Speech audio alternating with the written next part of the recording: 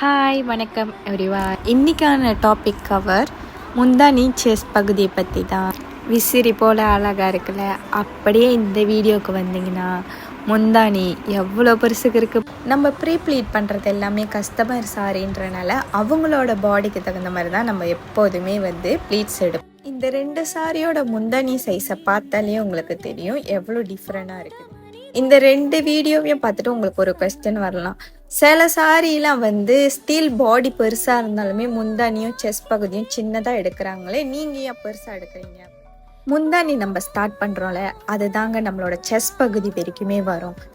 எல்லாத்துக்குமே முந்தானி சின்னதாக வச்சா தான் பிடிக்கும் அப்படின்னு சொன்னாக்கா அதுதான் இல்லை. சில பேர் கம்ஃபர்டபுளாக இருக்கணும் சாரி கட்டும் போது அப்படின்ட்டு இப்படியும் யோசிக்கிறவங்க இருப்பாங்க. அவங்களுக்காக தான் நம்ம முந்தானி பெருசாக கொஞ்சம் எடுக்கிறது. அதே மாதிரி உடம்பு பெருசாக உள்ளவங்களுக்கு சின்னதாக வைக்க முடியாதா அப்படின்னு கேட்டாக்கா அதுவும் கிடையாது. ஓகே, சின்னதாக எடுக்கணும், பட் எனக்கு பாடி பெருசு அப்படின்னாக்கா ஒரே ஒரு சஜஷன் என்னதுனாக்கா, ஹிப் செயின் போட்டுக்கிட்டாக்கா அது கவராகவும் நீங்களும் கம்ஃபர்டபுளாக உங்கள் சாரியை வேர் பண்ணிக்கிட்டு இருக்கலாம்.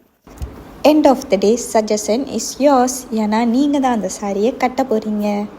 இந்த ஷேரிங் செக்ஷனில் உங்களுக்கு பிடிச்சிருந்தா like, share and comment and follow பண்ண மறந்துடாதீங்க. தேங்க்யூ.